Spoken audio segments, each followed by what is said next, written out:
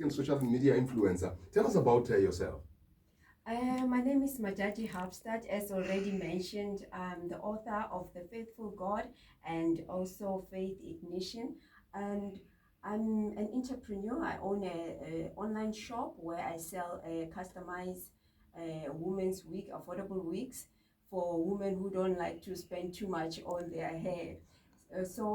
And I also refer myself as a Christian social media influencer because I also have a YouTube channel where I share about the Word of God, encourage people, and motivate them to just keep holding on the Word of God and never give up on the Word of God, no matter how tough the situation that they're going through in life might be. Because when you hold on to the Word of God and never give up, you will always come out victoriously. And what inspired you to start writing? Actually, God who inspired me to start writing. It was after I've resigned from my job that I've worked for 13 years in corporate that I decided to seek God's direction to find out what God exactly wants me to do with my life. I didn't just want to do my own thing. So I wanted to find out what God really wanted me to do. So I went and did fasting and prayer just to find out God's mind about my future. And while I was fasting and praying, I just had an idea, it just came as an idea that I should write a book about God's faithfulness, my personal experience of God's faithfulness in my life. So, because I had never thought about writing, so when that thought came, I just put it at the back of my mind because to me it was kind of weird. I never had that ambition of writing when I was growing up, so I just put it at the back of my mind and just forgot about it. But later on in the year, that desire, it was very strong in me. It was now burning in my heart. I felt I have to start now. I have to write, and I have to start writing now.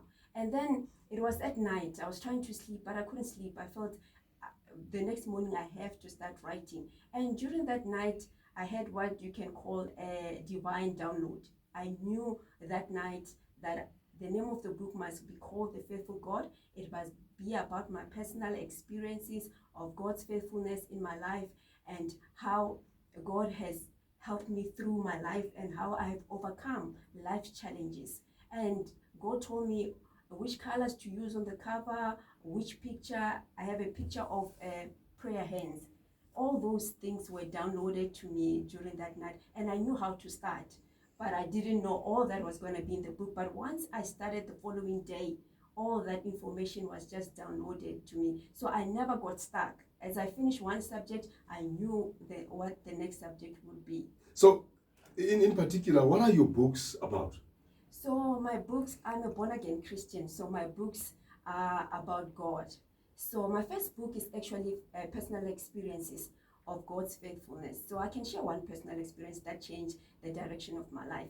When I was growing up, just after matric, I got involved in a wrong relationship. I was involved with a so-called blesser, if you may call it.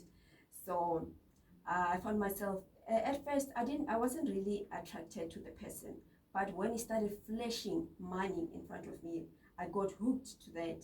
I mean, to me, I was used to my father just giving me like 20 rand pocket money every day when I go to school. But now this guy is flashing money. So I got interested and we got into a relationship eventually. And after 2 years, to my surprise, I found out the person is married.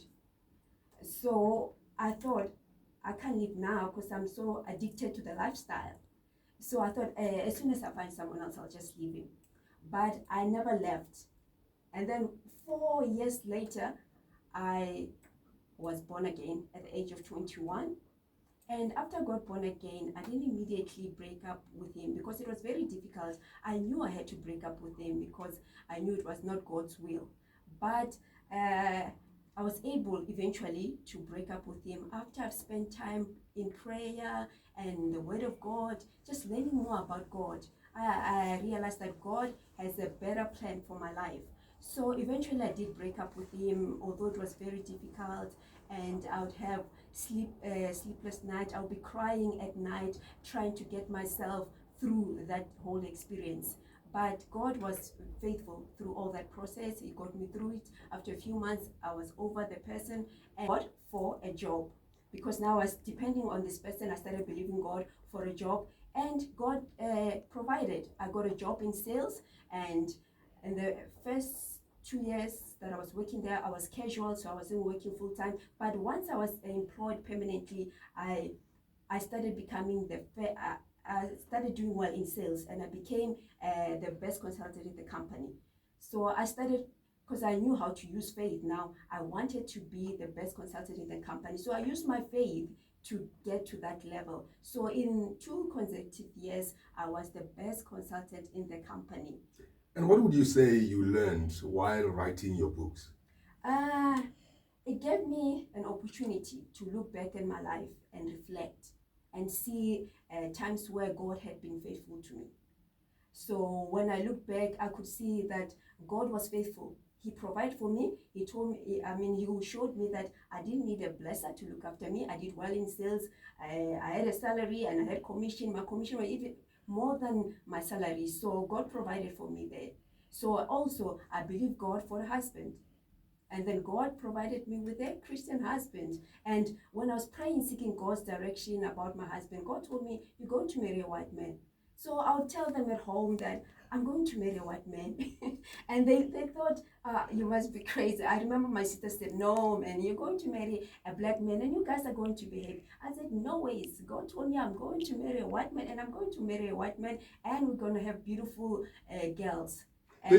Apologies for chipping in. Okay, no problem. There's a young lady who's going through what you're talking about right now, or generally just our listeners, and maybe they're a parent to a child who's probably going through that, and they don't know how to contain this young person. What advice do you have for our listeners?